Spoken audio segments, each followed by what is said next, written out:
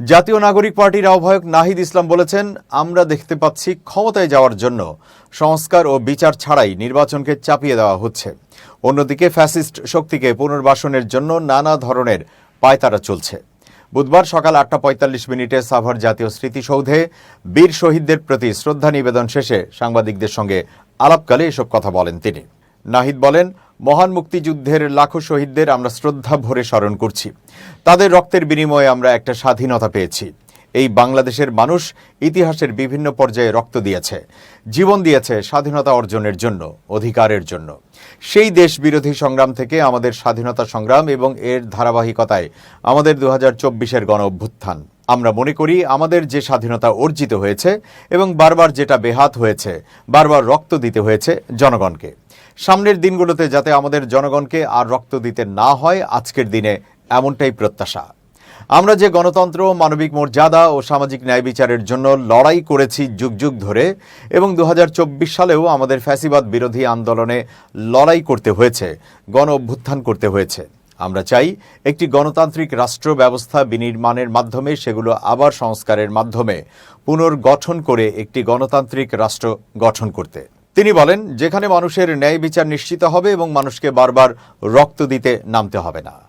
BNP নেতা মির্জা আব্বাসের বক্তব্যের পরিপ্রেক্ষিতে নাহিদ ইসলাম বলেন, আমরা মনে করি ৭১ এবং ২৪ আলাদা কিছু নয়, বরং ২৪-এর গণ অভ্যুত্থানের মধ্য দিয়েই ৭১-এর যে স্পিরিট সেটা পুনরুজ্জীবিত হয়েছে।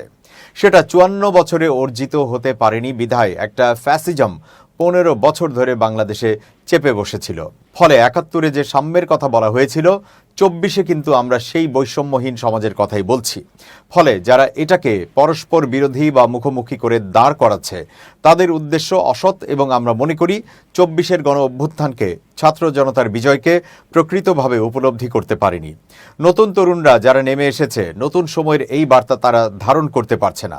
আমাদের জাতীয় নাগরিক পার্টির যে দাবি, বিচার, সংস্কার এবং গণপরিষদ নির্বাচন, আমরা মনে করি সেই পথে গেলেই জাতির একটি উত্তরণ ঘটবে গণতন্ত্রের পথে। সংস্কার এবং বিচারবিহীন যদি নির্বাচন দেওয়া হয় এবং কোনো একটি দলকে ক্ষমতায় বসানোর জন্যই নির্বাচন চাপিয়ে দেওয়া হয় নির্বাচন ছাড়া, তাহলে তা অবশ্যই মেনে নেওয়া হবে না। আমরা দেখতে পাচ্ছি পুরনো সংবিধান, বন্দোবস্ত এবং ব্যবস্থাকে আঁকড়ে ধরে রাখার চেষ্টা করা হচ্ছে। আমরা মনে করি ২৪-এর গণ অভ্যুত্থান, ৭১-এর যে সংগ্রাম এবং ৪৭-এর যে আজাদির লড়াই, এই সব কিছুর মধ্য দিয়ে আমরা যে স্বাধীন, সার্বভৌম, মানবিক মর্যাদা সম্পন্ন রাষ্ট্র পেতে চেয়েছিলাম, তার একটি সুযোগ ও সম্ভাবনা আমাদের গণ অভ্যুত্থানের মধ্য দিয়ে তৈরি হয়েছে, এটাও তিনি বলেন। নাহিদ আরও বলেন, আমরা ক্ষমতার লোভে এবং কেবল ক্ষমতায় যাওয়ার জন্যই সেই সব সম্ভাবনাকে নষ্ট করে না দেই। আমরা দেখতে পাচ্ছি ক্ষমতায় যাওয়ার জন্য সংস্কার ও বিচার ছাড়াই নির্বাচনকে চাপিয়ে দেওয়া হচ্ছে। অন্যদিকে ফ্যাসিস্ট শক্তিকে পুনর্বাসনের জন্য নানা ধরনের পায়তারা চলছে। এই সব কিছুকেই প্রতিহত করবে জাতীয় নাগরিক পার্টি, এবং ২৪-এর গণ অভ্যুত্থানের আকাঙ্ক্ষা নিয়েই আমরা এগিয়ে যেতে চাই। রাজনৈতিক দলগুলোর মধ্যে বর্তমানে ফাটল ধরেছে কিনা এমন প্রশ্নে জাতীয় নাগরিক পার্টির এই নেতা বলেন, আমরা মনে করি যে জাতীয় ঐক্যের যে সুযোগ ও পাটাতন তৈরি হয়েছিল, আমরা এখনও সেই পাটাতনেই আছি। কিন্তু এখন হয়তো বিভিন্ন দলের এজেন্ডা আলাদা হচ্ছে।